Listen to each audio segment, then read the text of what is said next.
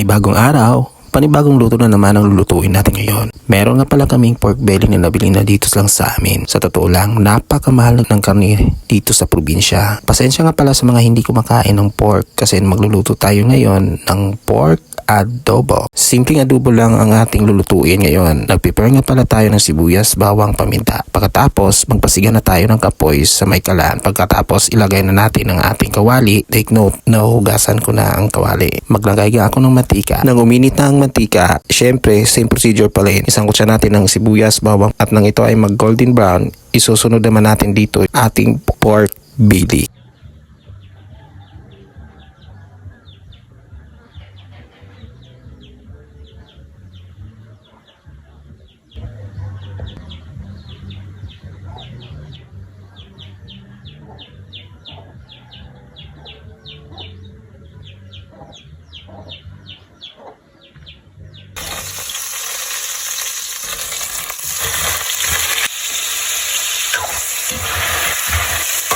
So yun pa rin naman ang ating gagawin guys. Paghahalu-haluin lamang natin ito hanggat lumabas yung sarili niyang mga katas. Kasunod dito maglagay tayo ng pampalasa at antayin lamang natin ito na naglagay nga pala ako dyan ng seasoning, toyo, suka at paminta. So didikdikin mo nga muna natin itong paminta guys para lumabas yung anghang niya konti. So pagkatapos natin ilagay yung paminta na yan, so yun pa rin ang procedure guys. Ipaghalo-haluin pa rin natin ito hanggat manuot po yung lasa sa may laman ng karne.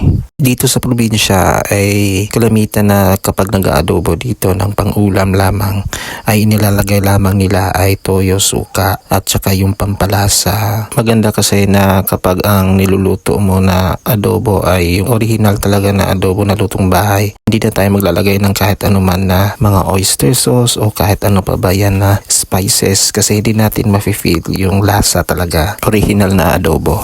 So makalipas ng ilang minuto, so halu-haluin pa rin natin ito at saka yung sabi ko kanina, mag-add tayo ng konting sugar na pampabalanse lamang ng lasa. So yun pa rin, halu-haluin natin at dadagdagan natin ng konting tubig. Pagkatapos takpan natin hanggat ito ay lumambot. So ayan na guys, balikan natin ang ating adobo.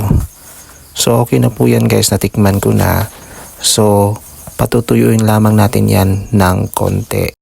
So bago tayo magtatapos, maraming salamat sa panonood ng aking mga video, lalo na sa pag-like and share. So paano yan, kainan na. Hanggang dito lamang. See you next vlog. Bye bye.